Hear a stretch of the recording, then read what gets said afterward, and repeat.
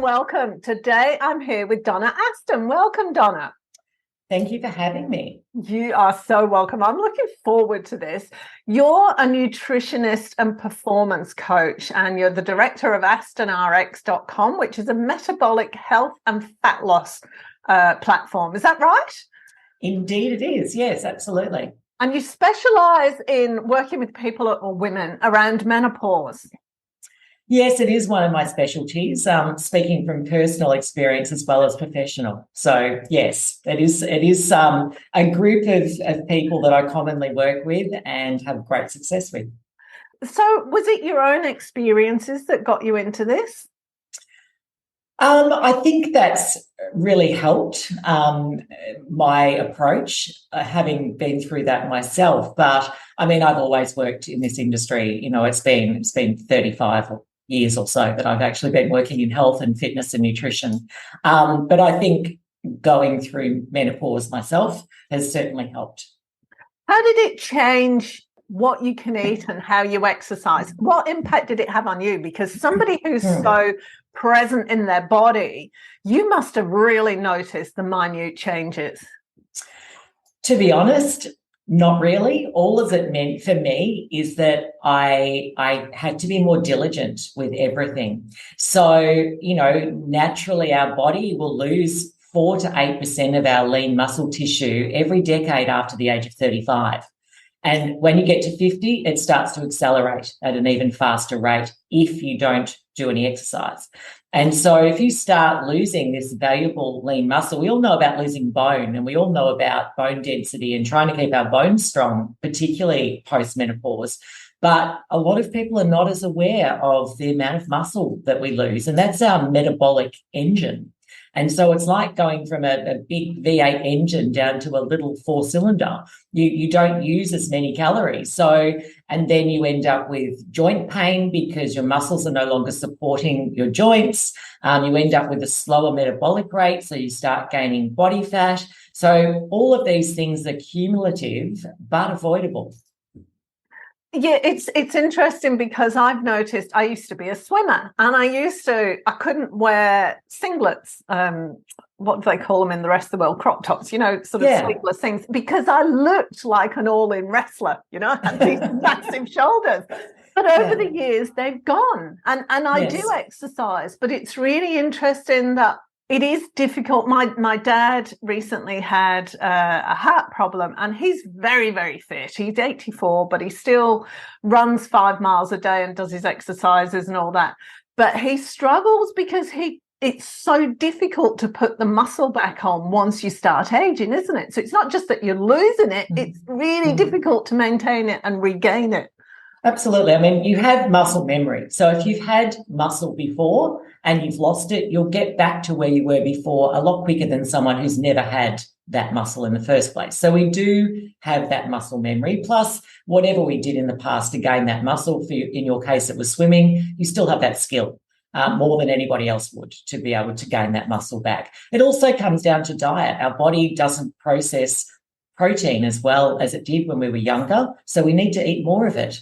You know, and a lot of people now are probably eating less protein because we're told that, you know, particularly meat and things are not so good for us. So we think we're doing the right thing by reducing those things that actually repair and build our muscle tissue. Now, I didn't know that because, everything is about, you know, reduce the amount of meat that you eat, reduce the amount of protein, eat more fruit and veg.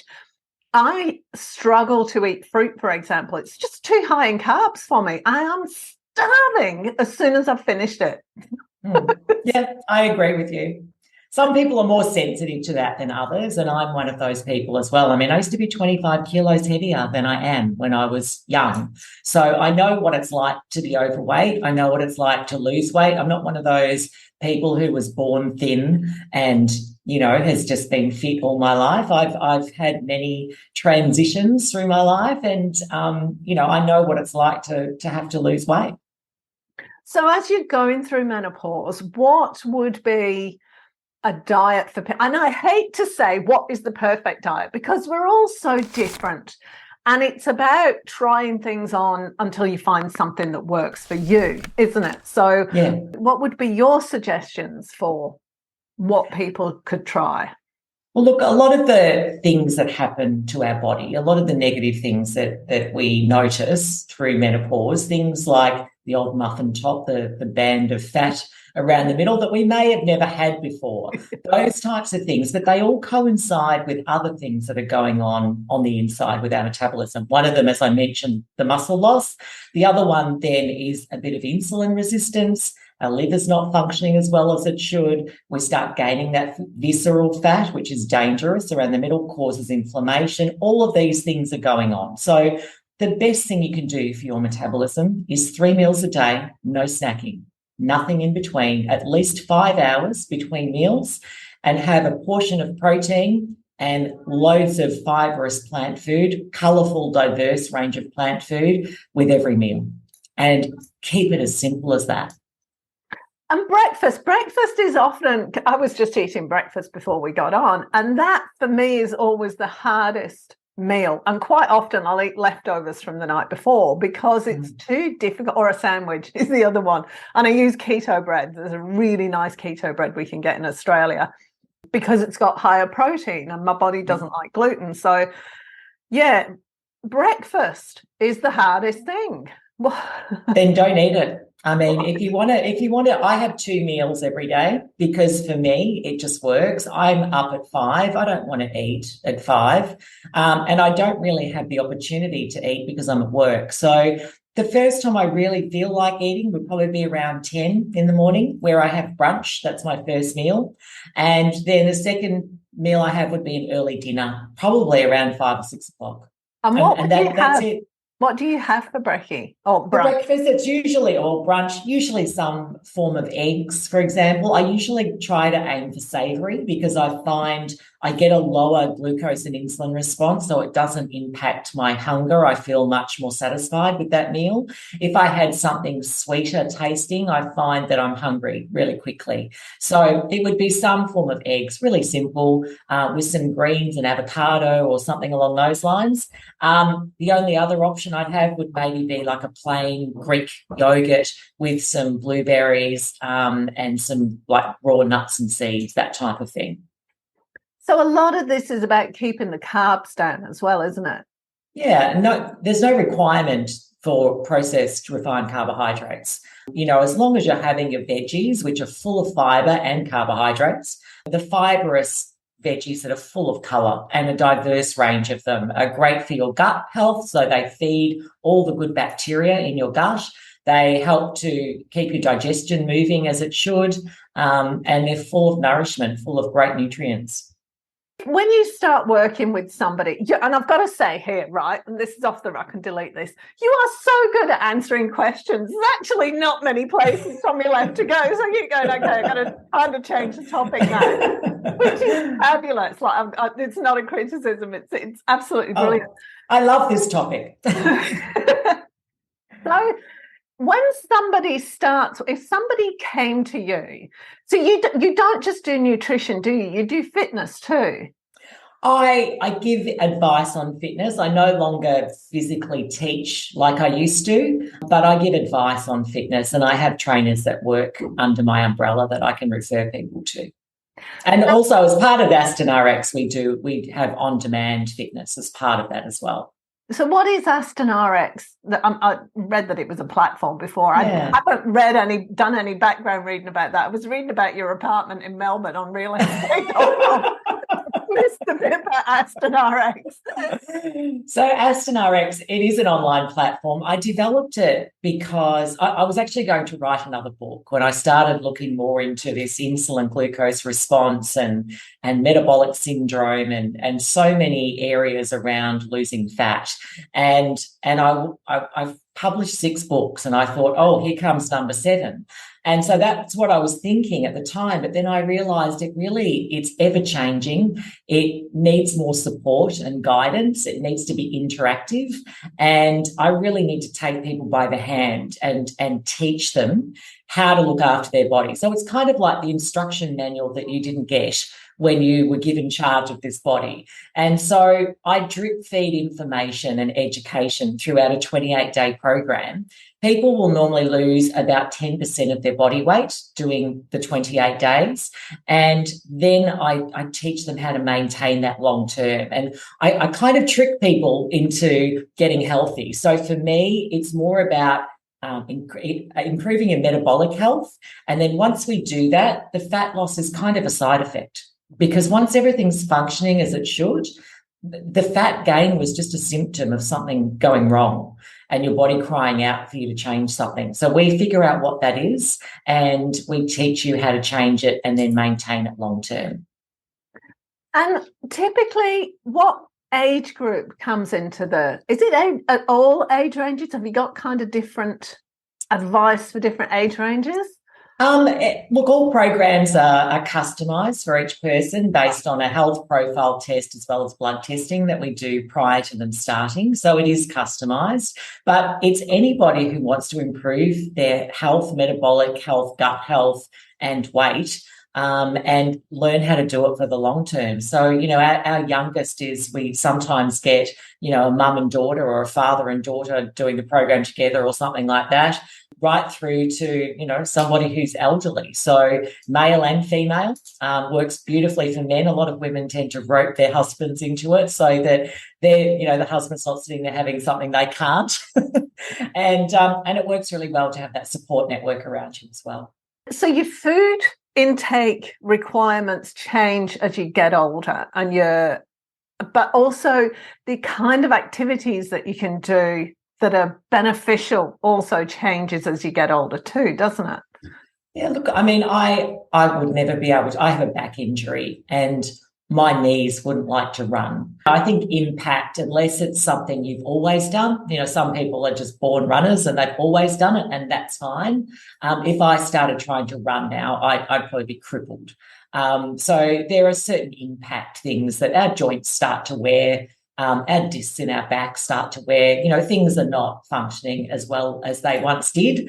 So I think the most important thing is just to move any way you like, and that needs to be something you enjoy. It might be, something like going for a walk in the park, having a hit of tennis with a friend. Any of those things are great, any activity, but strength training, something using your strength, whether it be in a gym or at home, is so important. I started Reformer Pilates about 2 years ago now, and that's been a godsend for me because I find it more interesting than just getting on the weights machines. Yes. But I used to do synchronized swimming as well. So it's the closest thing to synchro because it's all about the core. Yeah, and it makes you really focus on your muscles, and it gets your mind-body connection happening, I think, a lot better than a lot of other activities. Yeah, because if you just sat on a machine doing the chest press or the shoulder press or the squats, it's a bit different, isn't it? Because you're just thinking about those muscles that you're using. Yes. Yeah, I love Pilates. I think reformers are great. As long as it's got some good resistance on it and, it's advanced enough for you to be really, recruiting those muscle fibers and making them work. What do you mean advanced enough? Well, some Pilates is just purely rehab, after an injury or something along those lines. So it's literally, you've probably seen people lying on a reformer bed, floating around, really not doing much at all. And commonly classes are a little bit like that. But as you become more advanced and you have good instruction, then obviously it becomes a bit more challenging. So it has to always be challenging for your muscles. Muscles are like, building muscle is like a scarring process. It will cause little micro tears in the muscle when you train, so that next time it will repair stronger so that it's ready for the next bout of training that you give it. If you never allow that to happen, then the process doesn't work. Right, okay. I like to eat well. I like to eat stuff that makes me feel good. And I can't, for example, eat a McDonald's because I feel immediately crap. No matter how nice it tastes at the time, 2 seconds later, I'm like, oh, I wish I hadn't eaten that. How do you move people beyond that? It's funny, I often say to people, you don't know how bad you feel until you start feeling better. Like, I don't know how you feel and you don't know how I feel. But I know that the finer tuned your body is, the more you'll notice those things. See, people think that I really want to eat bad food, but I don't because I have this great willpower. It's got nothing to do with it. I don't want it. I may as well have a bottle of vodka as eat junk food, because I would feel like I have the worst hangover on earth, and I'm too busy. I've got too many things to do. I don't want to feel that way. So I have no desire for it. And I also think that your palate changes enormously. It's like if I made you a cup of coffee and I put 5 teaspoons of sugar in it, you'd spit it out and say, that's awful, because your palate's not used to it. Some people have that every day and they think that's normal. So your palate will change according to what you feed it. I think a carrot tastes sweet because I don't have sugar. Yeah, me too. I can't eat carrots. Yeah. Yeah. And I've never had a sweet tooth. And so I find it difficult to understand why people want the sweet stuff, because it gives me a headache for a start.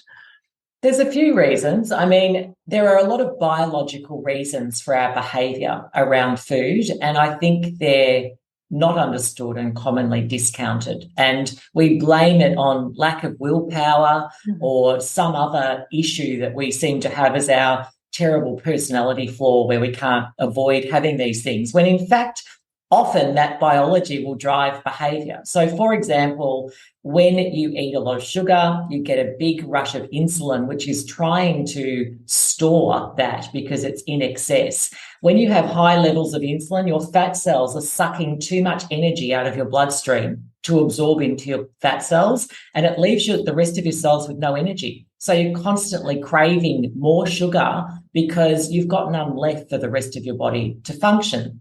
Then we've got our gut flora. So the nasty opportunistic bacteria that live in our gut love sugar. They will overgrow and dominate your gut environment when you eat too much sugar, and they need to be fed all the time. And we know that our gut communicates with our brain all day long. And so you're basically being told to eat sugar by your gut bacteria. So there's a lot of these things that are going on the inside that we don't understand. And then we kick ourselves in the head for having no willpower when it's got nothing to do with it. So as well as changing your diet, is there something else we can do to help stop those cravings? Because it's got to be, is it all about willpower? Because I know people who have sweet teeth, and I'm talking about people I know here, will tell me that they can't do it because they don't have the willpower. It takes a few days of will. I mean, of course, to change anything, you have to give something up. You have to make a change and make a decision to do that. So there's probably a few days where you'll have cravings, but if you can push through that and come out the other side, they're gone. It really doesn't take your body long, because it's actually how your body prefers to function. And so the cravings are only there because of what you're putting into your system. The other thing is that sugar activates the same centers in our brain as cocaine, the reward center, and activates dopamine, which is our the hormone, the reward system that we have. And there's supposed to be a balance between dopamine and serotonin. Serotonin is our feel-good hormone. And serotonin, they need to be in balance, these two things. And often when they're out of balance, we do have mental health issues. And 80% of our serotonin is manufactured by the good bacteria in our gut. So if your gut's unhealthy, your serotonin's low, your dopamine will be dominant. You're always after the reward. And then we become almost immune to it. So you need more sugar to get your dopamine going, just like a drug. You need more of it to get the same high. And so this system is also in play in the background. So it's really nothing to do with willpower. Willpower is suggesting that you have some control over it. You don't. And so you need to understand the system. You need to put things in place for that to reverse, and then you find your body responds accordingly. So it really is an addiction. Absolutely. Which puts a whole different perspective on it. So when people go on a diet, and I've often said to people who are close to me who, and I've said, try eating better, you eat too much sugar. And it's about changing your lifestyle, because people say to me, well, I feel deprived. I feel like I'm depriving myself. There's also a bit of that self-talk that goes on. We can tell ourselves all sorts of stories to justify just about any behaviour if we really want to. But I think the first step is just accepting that you need to change something for the sake of your health. I mean, one meal like that can start to alter the bacteria that live in your gut. It has a profound impact on our health. And, I'm not saying we need to be perfect, but people need to really start to review their diet, particularly if, their cholesterol's going up, their blood pressure's going up, they're gaining weight, they've got joint pain. All of these things we tend to accept as a normal part of aging. Very common, not normal. That's interesting, isn't it? Yeah, very common and not normal. And we do consider it to be normal. All your friends will tell you the same story. So we all say, oh, well, this must be what happens to me now that I'm over 50 or now that I'm this age. This is what all my friends are experiencing. So therefore, I just this is my destiny. It's not true. But putting on weight as you get older, that's a fallacy. You should get lighter as you get older because you have less bone density and less muscle. So you should get lighter and lighter and lighter as you get older. The amount of people that say to me, oh, I used to be 60 kilos when I was a teenager, but now that I'm 50, I think 70 is okay. No, you should be less than you were when you were a teenager because you had more muscle and more bone density. And would you be the same size but just lighter? Is that right? If you're losing muscle and gaining fat, you may even stay the same weight, but your body composition changes and you become far less healthy because you've got more fat and you've got less metabolically active muscle tissue. I was really mortified a couple of years ago when my personal trainer told me that my BMI is close to being overweight because as you get older, your BMI, your ideal BMI actually decreases. It doesn't increase, it decreases, doesn't it? I was horrified. Your BMI is really a calculation for your height and your weight. So if you were a football player and had a lot of muscle tissue, you'd be obese on that scale, which clearly is not the case. So it's really, the BMI is not as important as your body fat percentage. So if you have a gym or somewhere who can measure your actual body fat percentage and tell you what your lean muscle tissue is and what your body fat is, it's good to do it even once a year just to make sure that you're not losing any lean tissue and that the exercise and diet you have is working. Yeah, and that's the other thing about one thing I find, depending on my level of exercise, an aerobic exercise as well, sometimes I need carbs. Like I don't eat sugars, but it'll be I need rice right now. Nobody needs rice anytime. You can tell yourself that and you can eat it, but there's no requirement for it from a nutrition point of view. We all have about 200,000 calories of fat sitting on our body, waiting for us to burn. The only reason we put it there is in case of a famine. But there's no more famine, there's only feast. And so it sits there. And we think we're reliant on our next meal when we have 200,000 plus calories sitting in the reserve tank, just waiting for us to use it. Is that the average? Yeah, that's the average. And if someone's very overweight, it's probably double or triple that. Wow. Yeah. So I have an ultra marathon runner that I work with, and he now does a 100K run on nothing but water and electrolytes, because even though he's built like a string bean as a marathon runner, he still has 66,000 calories in fat on his body. And if he runs for an hour, he burns 1,000. He's never going to run. He can't run that long. Be running for days to be able to run out of body fat. And that's a marathon runner. Imagine the rest of us who can't even walk from between breakfast and lunch around the corner without having a snack. We read somewhere the other day that they did a study in America recently, and the average person can't go more than 45 minutes without eating something. Yeah. I mean, we sleep for 8 hours a night. We don't starve to death in our sleep. We're okay. And so, everyone, if you're reliant on glucose, we have two sources of fuel we can use, glucose or our stored fat. And if you continue eating on a very regular basis, that choice will be glucose always. If you stop and just have your 3 meals and allow fasting, at least 12 hours fasting every 24 hours, at least, then you'll be able to access your stored fat. Does that rule about not eating within an hour of exercising or an hour before exercising? Because otherwise you burn up the calories that you've eaten as opposed to the calories that you've put into your body. It's not so much that, it's just that it takes a lot of energy and blood flow to digest food, and it takes 4 to 5 hours to digest a meal. So if you eat a meal and your body is trying to work hard and digest it, and then you decide to divert all of that blood flow and energy to your arms and legs to do some exercise, your digestion just stagnates and the food sits in your belly and you feel quite nauseous because of it. That's really the only reason not to eat just before exercise. Right. Tell me what else is there that you want people to know? There's got to be something really important that you want to say to people. The thing that is stopping you from losing weight or making you store excess fat is insulin. And you can measure it in a blood test. And high insulin is going to make you store fat. It's going to push up your cholesterol. It's going to push up your blood pressure.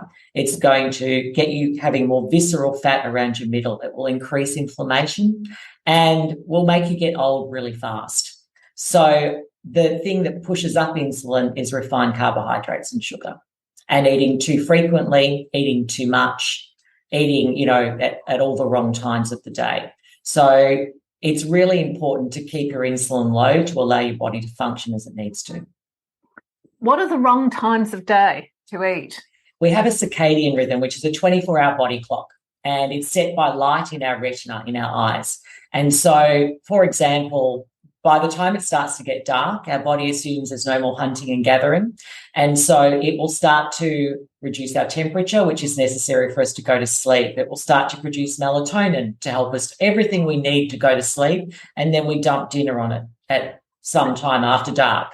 And it's not prepared for food. No enzymes to digest it, nothing. So you'll get a 50 to 70% higher insulin response to that meal compared to eating it an hour or so earlier. So eating after dark has an enormous impact on your weight and the way you process that food. And it will also interfere with your sleep because you're not able to do all of that preparation for sleep. Poor sleep, they've done studies where they deprive people of just 1 hour of sleep and they wake up and eat 40% more food the next day. It is a very stressful state to be in, sleep deprived.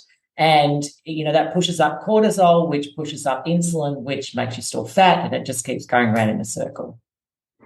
So talk to me about because I was just reading then about your 28-day program, and because it's going to be really difficult for people to just log in and then follow a 28-day thing, but you have support there for it, don't you?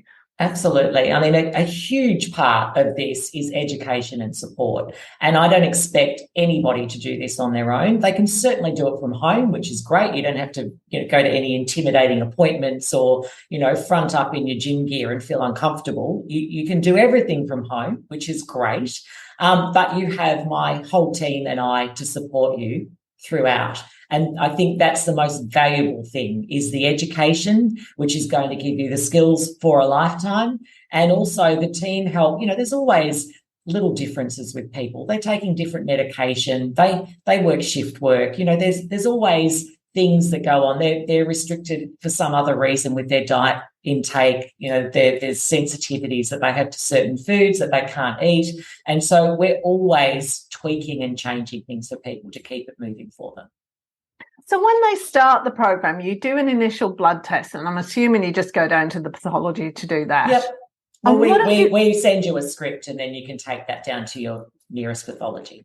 And what are you looking for in those blood tests? We're looking at metabolic function. So we look at things like your insulin and glucose control. We look at liver function. We look at your cholesterol, so your triglycerides, the fats floating around in your bloodstream, the HDL protective cholesterol, the LDL not so good cholesterol. We look at vitamin D. A lot of people are very deficient in vitamin D, and that has an impact on your health and your weight, and your iron. And so we look at all of these levels, and then we decipher a program for you that's going to be most appropriate. If you're low in vitamin D, we'll recommend a supplement for that. And then your program starts, and we correct all of those things. And then we have a blood test at the end of it to see how that changed, as well as everything else. But it's funny, the catalyst for people doing the program is always weight loss, because I always call it the tip of the iceberg. It's the thing you can see. You know, there's a lot going on the inside, but the thing you know about and the thing that you see and you don't like is extra weight, or your clothes aren't fitting properly. You can't see your liver. You can't see your cholesterol. You can't see all these other things that are going on underneath. The symptom is the tip of the iceberg, which is your weight. What we focus on is everything below the waterline. So everything under that iceberg that's actually causing that tip of the iceberg to be gaining weight. And then once we correct all of that and you learn why we're doing that and how we're doing that, then the light bulb goes on. By about week 3, people just get it. You know, it's yes, I'm losing weight, but guess what? I don't have reflux anymore, and I sleep like a baby, and I wake up before my alarm, and all of these things that they didn't expect to change. My joints don't hurt anymore. Like, I just thought I was old. You know, all of these things that people tell me on a daily basis, that's what I love to hear, because they get it. And it's interesting, because if you go to the doctor, all of your bloods might have come back within normal. So you might be perceived as, you know, you've had your annual checkup and there's nothing wrong. And normal is interesting, because the blood test reference ranges are done on the average population, which are pretty unwell people generally. And so, you know, if you look at something, for example, you look at iron or ferritin, which is our stored iron, and the range might be 30 to 500. And you may have started off at 500, and then the next year it was 400, and now it's 200, and then it's 100. Nobody's watching that trend. As long as it's in that range, the doctor will basically look at that and say, you're fine, or we'll call you if something's out of range and you never hear, so you think, oh, I must be fine then. But nobody explains the blood test. Nobody watches the trend. So I teach you all about your blood test and what every single marker means, so that next time you go to the doctor, you have a lot of questions and you'll get a lot of answers. I think that's it, isn't it? Because we don't know what to ask. We don't know what to look for. And often people think a blood test is a blood test is a blood test. They only test select things. And when you go to the doctor, you have to tick a criteria box to qualify for Medicare to pay for your blood test. And doctors are audited on this. So they can't just test stuff to see how your health's going. You have to be sick. Do you have a history of diabetes? Do you have a history of heart disease? Do you have pain somewhere? Do you have symptoms of this? Yes, you qualify for me to test that. So we just test everything. You know, whether you're well or not well, we just look at the lot, and it's amazing what we find. We find many people who are type 2 diabetics that had no idea. I had a 73-year-old lady who had extremely low iron and ferritin, and her doctor had said she was fine. And I said, that's not fine. Go to another doctor. And she did, and she found out she had a bleeding ulcer, and that's why her iron was so low. So you have to, if you know something's not right with your body, you need to look into it. And I think we all need to take charge of our own health. And if you're not satisfied with an answer from somebody, go and ask somebody else. On a kind of similar note, but totally different, when you're in perimenopause, you quite often get really heavy bleeding. And I'm talking about this out of personal experience, and a friend is going through it right now. And we both had experiences of going to the doctors.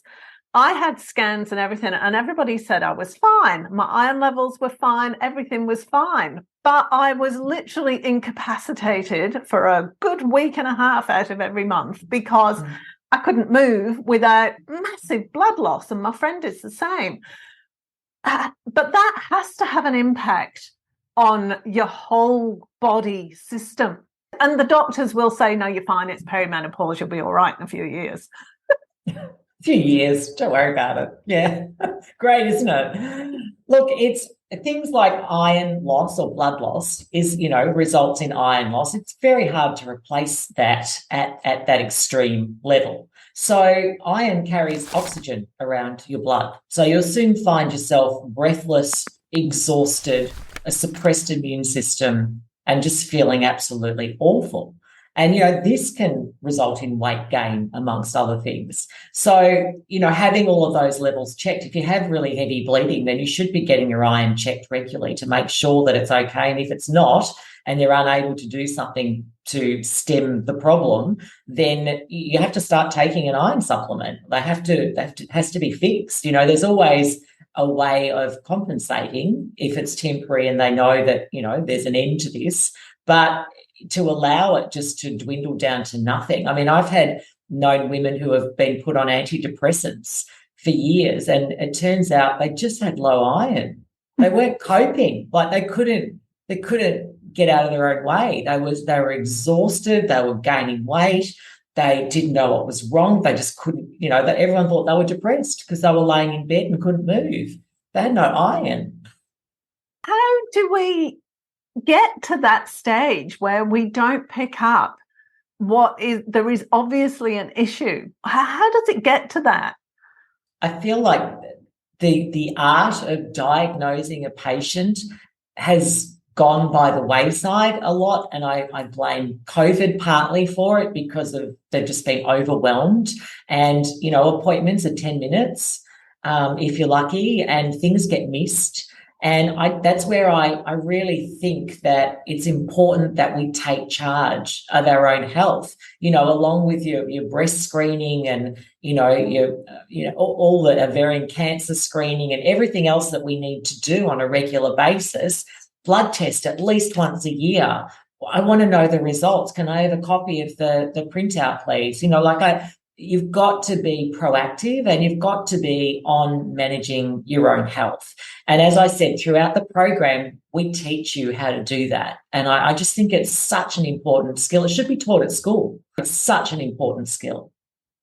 Yeah, we're not really taught to take care of ourselves in any kind of way. We're taught about external things. We're not taught about our mental health and emotional health and emotional intelligence and communication skills, and then your physical health. They kind of do, but also not.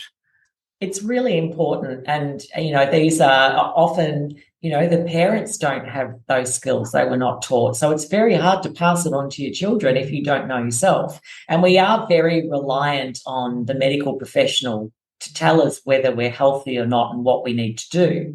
And I think even just being armed, obviously it's really important to have a good doctor, but I think it's really important to understand it enough that you know what questions to ask. And, if you don't feel comfortable with an answer, you have more questions or you go to somebody who can answer them. Yeah. Thank you so much, Donna. Have we covered everything you wanted to talk about? Yeah, I think so.